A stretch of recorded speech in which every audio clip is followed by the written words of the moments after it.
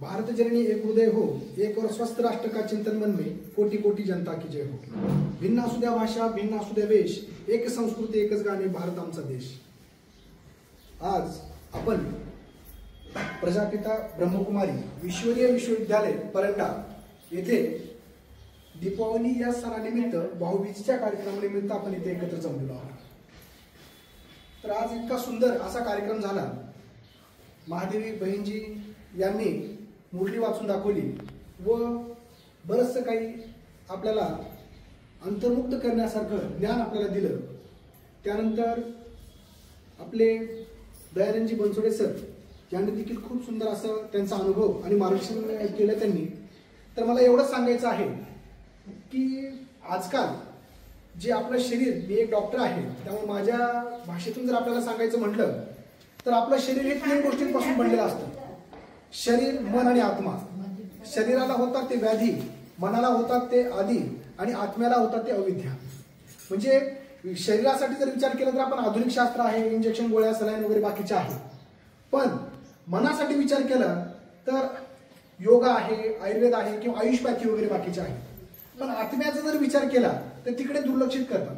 कारण की जे विसरलेलो असतो की त्या ईश्वरी शक्तीचे अंशच आपण आहोत। अहम ब्रह्मास्मी हे जे काही आपल्याला तत्व सांगायला पाहिजे आणि ते ब्रह्मतत्व आपण आहोत। फक्त केवळ ह्या सृष्टीच्या रंगमंचावर आपण ह्या जीवनामध्ये आपलं एक प्रकारचं पात्र, ह्या नाटकातलं एक प्रकारचं आपण जे काही आपल्याला दिलेली एक जे पात्रच म्हणू आपण, तर ते भूमिका बजावण्यासाठी आपण इथे आलेलो असतो। आपलं पात्र संपलं की आपण ही रंगभूमी सोडून निघून जात असतो। पुन्हा इतर कुठल्या तरी शरीरामध्ये आपण जात असतो आणि पुन्हा आपलं जे काही आपल्या कर्मानुसार, कर्तव्यानुसार आपल्याला जे काही पुढची योनी प्राप्त होते त्यानुसार पुन्हा आपल्याला पुढील प्रवासाला जावं लागतं। त्यामुळे ह्या जर आपण राजयोग मेडिटेशन मध्ये आपण आलो तर मनाने चिंतन, बुद्धीने दृश्यावलोकन, चिंतन आणि दृश्यावलोकनामध्ये आपलं आत्मतत्व त्या परमात्मा तत्वाला जेव्हा जोडतो आपण, त्यावेळेस जसं मोबाईल रिचार्ज करतो तशा प्रकारे आपण रिचार्ज होतो। ह्या संसारामध्ये राहून आपल्याला जे काही आपलं व्हाईट सर्कल असतं, व्हाईट जे आपलं काही सगळ्या गोष्टी असतात तर डार्क बनलेल्या असतात, कुठं ना कुठं त्याला धूळ चढलेली असते। मग ही आपल्या मनावर, आत्म्यावर, शरीरावर जी काही धूळ असते ती कशा प्रकारची असते तर ती धूळ काम, क्रोध, लोभ, मद, मोह, मत्सर ह्या षडरिपुंची असते। आणि आपल्या आत्मतत्व किंवा आपले आत्मगुण काय सांगितले, ज्यावेळेस आम्ही माउंट आबूला गेलो होतो तेव्हा जे काही राजयोग मेडिटेशन आम्ही तिथं विविध आमच्या ब्रह्माकुमारीज यांच्याकडनं आम्ही जे घेतलं ज्ञान, ज्या खऱ्या बहिणी आहे की ज्यांनी म्हणतो आपण की त्यांच्याकडे त्याग आहे, परोपकार आहे, दैवी परोपकारी जीवन जगत पूर्णपणे त्यांनी समाजासाठी, शास्त्रासाठी, ह्या देशासाठीच नाही तर जगासाठी त्यांनी स्वतःचं आयुष्य पूर्णपणे त्यांनी दिलेलं आहे। तर त्यांच्याकडनं जेव्हा आपण आशीर्वाद घेतो आज भाऊबीजेच्या दिवशी, तसं विचार केलं तर भावाने बहिणीकडे किंवा बहिणीने भावाकडे जायचं असतं, पण आज आम्ही इकडे बहिणीकडे आलो, आशीर्वाद घेण्यासाठी आलो की आपण ज्या तळमळीने, ज्या त्यागाने ह्या समाजाचं भलं करण्यासाठी किंवा ह्या जगाला ह्या 3ऱ्या महायुद्धापासून वाचवण्यासाठी जी काही त्यांची संगम युगासाठी धडपड चाललेली आहे, तर त्याचं कुठंतरी आशीर्वाद घेऊन आपण सुद्धा अशाच पद्धतीने समाजामध्ये जाऊन जे काही सामाजिक ज्वलंत समस्या आहेत त्या कुठं ना कुठं निराकरण करण्याचा प्रयत्न करावा, अशा प्रकारचं आपण इथं आशीर्वाद घेण्यासाठी येत असतो। तर मला सांगायचं की जे काही आपलं सर्कल आहे जे डार्क झालेलं आहे, म्हणजे काम, क्रोध, लोभ, मद, मोह, मत्सर ह्या षडरिपुंमुळे आजकाल ताणतणाव, ह्यातून जे काही वेगळ्या प्रकारची एंडोक्राइन सिस्टम डिस्टर्ब होऊन जे काही आजार निर्माण होत आहेत त्याला असंसर्गिक आजार म्हणतो आपण। डायबिटीस आहे, ब्लड प्रेशर आहे, शुगर आहे, कॅन्सर आहे, थायरॉइड आहे, असे कित्येक की ज्याला औषध उपचार नाही। मानसिक आजार, बाकी त्याला कुठल्याही प्रकारचा औषध उपचार नाही। एकदा गोळी खाल्ली की तात्पुरते दिवसभर म्हणजे आयुष्यभर मरेपर्यंत गोळ्या खायच्या, मग त्याला सोल्युशन कुठे आहे तर त्याला सोल्युशन जे आहे ते ह्यामध्ये जे काही आपल्याला राजयोग मेडिटेशन मध्ये आल्यावर आपले आत्मिक गुण काय आहेत, आपले दैवी गुण काय आहेत, त्या परमात्म्याचे गुण काय, कारण परमात्म्याचेच आपण अंश असल्यामुळं तेच गुण आपले असतात। ज्ञान, पवित्रता, शांती, प्रेम, सुख, आनंद आणि शक्ती याचे भांडार आपण आहोत। पण हेच आपण विसरत चाललेलो असतो आणि त्यामुळे ह्या गुणांचा लोप पावल्यामुळे अशा प्रकारचे आजार निर्माण होत आहेत। आणि हेच जीव घेणे आजार जे असतात तर ते सायलेंट किलर सारखं काम करतात आणि अकाल मृत्यू देतात आजकालच्या ह्याच्यामध्ये। म्हणून संपूर्ण जग हे भारतीय संस्कृतीकडे चातकाप्रमाणे वाढ बघतंय, अब्जावधी रुपये घालून संशोधन चालू आहे पण कुठेही त्याच्यावर सोल्युशन चावी मिळत नाही. तर ती चावी ती जी काही त्याचा मार्ग आहे अगदी मोक्षापर्यंतचा मार्ग हा भारतीय संस्कृतीमध्ये आहे. आणि भारतीय संस्कृतीचा गाभा म्हणजे आपलं ब्रह्मकुमारी सेंटर आहे असं मी म्हणतो. कारण जसं मधमाशा हे विविध फुलातील मध एकत्र करतात आणि पोळं तयार करतात, तशा पद्धतीने ह्या ब्रह्मकुमारी ज्या आहेत तर ते परोपकारासाठी लोकांचं भलं व्हावं, लोकांच्यातील जे काही विकार आहेत ते नष्ट व्हावं, त्यांच्यामध्ये एक प्रकारची समदृष्टी निर्माण व्हावी आणि हा समाजामध्ये एकत्व, ममत्व, समत्व, बंधुत्व निर्माण व्हावं, त्यांना स्वस्वरूपाची जाणीव निर्माण व्हावी आणि ते ह्या संसार बंधनातून मुक्त व्हावेत. त्यासाठी ते ज्या काही महत्वाच्या गोष्टी असतात ते तिथे सांगण्याचा आपल्याला प्रयत्न करत असतात. म्हणून ह्या काळामध्ये जर आपल्याला सक्षमपणे जर जगायचं असेल शारीरिक, मानसिक आणि आत्मिक दृष्ट्या तर राजयोग मेडिटेशन शिवाय आपल्याला पर्याय नाही असं मी या प्रसंगी सांगू इच्छितो. कारण शरीराचे व्याधी, मनाचे आदी आणि आत्म्याची अविद्या ह्यामध्ये जेव्हा आपण येतो राजयोग मेडिटेशन मध्ये, ज्या स्वस्वरूपाची जाणीव त्यांच्याकडून दिली जाते त्यावेळेस आपण आत्मचिंतन करतो, अहम ब्रह्मास्मी या तत्वावर आपण राहतो. पण एवढंच कळतं का आपल्याला की मी त्या ईश्वरी शक्तीचा अंश आहे? एवढंच नाही कळत. त्याबरोबर हे कळतं की जसं मी त्या ईश्वरी शक्तीचा अंश आहे तशाच पद्धतीने इतर जे मनुष्य सृष्टी आहे, इतर जे प्राणी सृष्टी आहे, इतर जे वनस्पती सृष्टी आहे हे सुद्धा त्याच ईश्वरी शक्तीचा अंश आहे, गॉड अँड गॉड्स पार्टिकल. तर तशा पद्धतीने जेव्हा विचार होतो त्याला खलविदम ब्रह्म म्हणतात. आणि मग आपली दृष्टी कशा प्रकारची होते तर सगळ्याला एक प्रकारची बंधुभाव बघितण्याची दृष्टी, कारण माझाच भाग आहे तो. आणि म्हणून त्या व्यक्तीचा जो नजर होते किंवा त्याचा जो संसार होतो तो वसुदैव कुटुंबकमची भावना त्यामध्ये निर्माण होते, बंधुत्वाची भावना निर्माण होते. आणि मग त्याचा जो संसार आहे तो अवघाची संसार सुखाचा करीन आनंद भरीन तीन लोके अशा प्रकारचा विचार त्यात होतो. त्या संस्कारामुळे होतो, त्याला सांगून उपयोग नाही.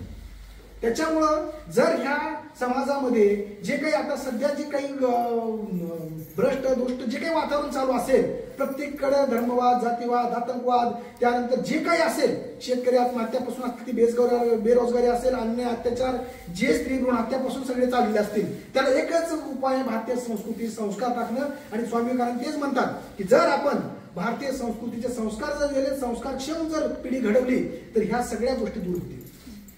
त्यामुळे आपण ह्याच गोष्टींपासून दूर चाललो. जेव्हा आपल्याला अहम ब्रह्मास्मी खलविदम ब्रह्म मी कळतो, अवघाची संसार सुखाचा करीन म्हणतो, तेव्हा आत्मकल्याण त्याकडे होतो आणि तो व्यक्ती विश्वकल्याणी बनतो. आणि त्याचं कर्म करतो तो त्याला कर्माला आपण काय म्हणतो की कर्म अधिक असतो मा फलेषु कदाचन, जसं म्हणतो की निस्वार्थ कर्म त्यातून होतं. म्हणजे ह्या राजयोग मेडिटेशन मध्ये, भारतीय संस्कृतीमध्ये, अध्यात्मामध्ये एवढी ताकद आहे की एखाद्या सामान्य व्यक्तीकडून त्याला डायरेक्ट देवदूत ते देवापर्यंत पोहोचवण्याची ताकद, ट्रान्सफॉर्मेशन, परिवर्तन करण्याची ताकद ह्या आपल्या अध्यात्मिक क्षेत्रामध्ये एवढं मोठं यामध्ये शक्ती आहे. जर समजा मनुष्याने ह्या गोष्टी केल्या नाहीत तर तो स्वतःला ओळखणार नाही आणि मग त्याच्या जीवनाला अधपतन सुरू होईल. म्हणजे जीवनाला ऊर्ध्वगती यायचं असेल तर आयुष्याला अध्यात्माची झालं लागते. कारण कुठल्याही प्रसंगी, कसल्याही आपल्या सिच्युएशन मध्ये आपण त्यापासून दूर राहतो का तर ह्या अध्यात्मातल्या जे काही 4 गोष्टी आपल्याला मिळतात राजयोग मेडिटेशन मधून. विवेक जागृत होतो, मी कोण आहे, मी तो सर्वशक्तिमान आत्मा आहे. ह्या सगळ्या गोष्टी जे चाललेत ते खेळ मांडी येला वाळवंटी ठाई नाचती वैष्णव भाई, म्हणजे सगळा खेळ आहे, पुन्हा एकत्र जाणार आहे. म्हणजे विष्णुमय जग वैष्णवांचा धर्म भेदाभेद भ्रम अमंगळ, हा भेद जो आहे तो अमंगळ आहे, भेद नाहीच आहे, सर्व काही एकच आहे. हे गोष्टी त्यातून लक्षात येतात आणि ह्यातून विवेक जागृत होतो, वैराग्य निर्माण होतं. कारण त्याचं प्रत्येक कार्य हे जे काय ते परोपकारार्थी त्याचं चालू होऊन जातं. त्यानंतर विवेक, वैराग्य, षटसंपत्ती त्याला प्राप्त होते. आपण संपत्ती म्हणजे गाडी, बंगला, पैसा एवढंच, पण त्यापेक्षा देखील 6 संपत्ती यामध्ये सांगितलेल्या आहेत. तर त्या 6 संपत्ती कुठल्या? शम, दम, तितिक्षा, उपरती, श्रद्धा आणि समाधान. शम म्हणजे कुठल्याही स्थितीमध्ये इंद्रियाची प्रसन्नता टिकून ठेवणं. हे जमतं का? कुठला राजा असला आणि एखादा फकीर असला, फकीर एखाद्या वेळेस आनंदी राहतो पण राजाला राहतात नाही. दम म्हणजे इंद्रियांचं दमन करणं, ही पण एक प्रकारची ताकद आहे, ती एक प्रकारची संपत्ती आहे. हे कोणाला जमत नाही, पैशाने येत नाही किंवा कुठल्याही गोष्टीने येत नाही, कुठल्या ज्ञानाने येत नाही. शम, दम, तितिक्षा. तितिक्षा म्हणजे स्थित प्रज्ञा, म्हणजे लाभा लाभ जय जय, म्हणजे जे काही होईल ते एक प्रकारच्या समदृष्टीने पाहत राहायचं. चांगलं झालं ठीक आहे तूच केलं, वाईट झालं तूच केलं, मी तर एक शाश्वत आत्मा, हे सगळा खेळ चालत राहतो, अलिप्त भावने तो बघायला शिकतो.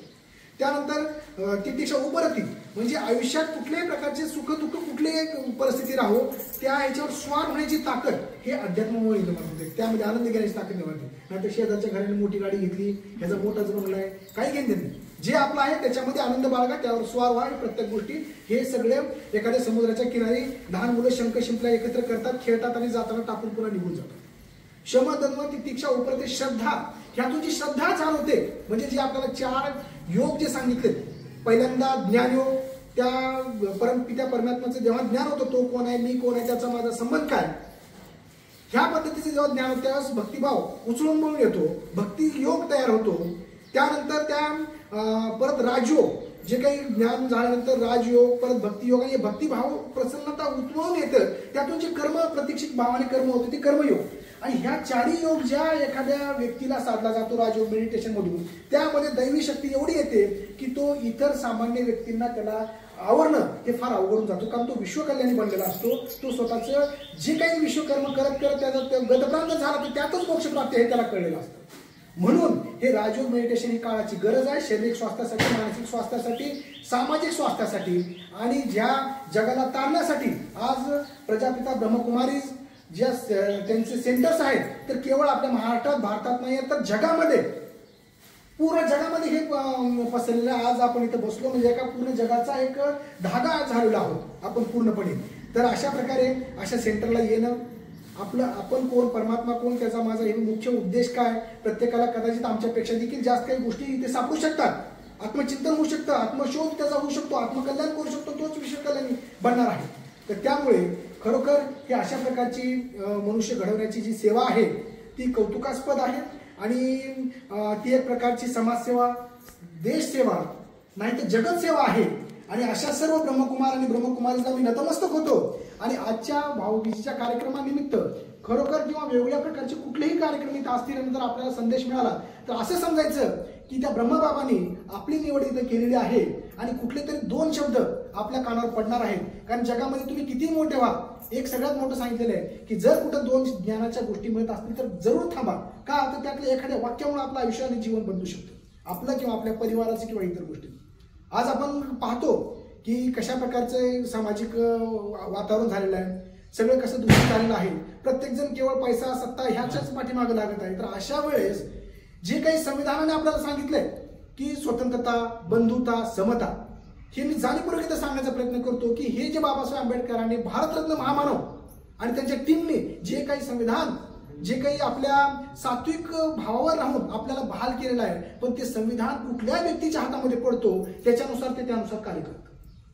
एखाद्या असंस्कारित किंवा ज्याला अहंकार, गर्व आहे, ज्यांना पैसा किंवा एवढंच दिसतं, ज्याच्यावर संस्कार झाले नाही, त्याच्यात आता संविधान पडलं तर लोकांचं वाटलंच आहे.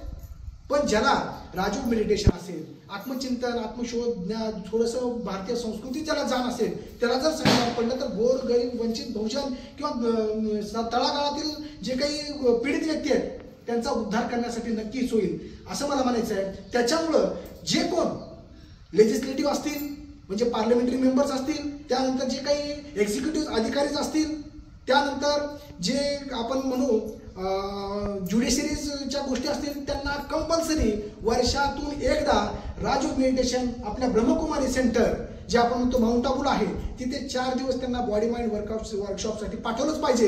कारण कुठं ना कुठं ह्या गोष्टीचा ताण त्यांच्यावर होतो आणि एक प्रकारचं डिस्टर्ब त्यांची माइंड होते. त्यांच्या शरीर स्वास्थ्यासाठी सुद्धा ते चांगलं आहे आणि सामाजिक शरीर स्वास्थ्य सुद्धा ते सगळ्यात चांगलं आहे असं मला म्हणायचं आहे. मी एवढंच बोलतो. आणि आजच्या ह्या भाऊबीजी दिवशी आम्हाला प्रजापिता ब्रह्मकुमारी सेंटर परंडा येथे बोलवलं, आदर सत्कार केला आणि 2 शब्द व्यक्त करण्याची संधी आम्हाला दिली, त्याबद्दल पुनश्च एकदा मी धन्यवाद व्यक्त करतो. ओम शांती.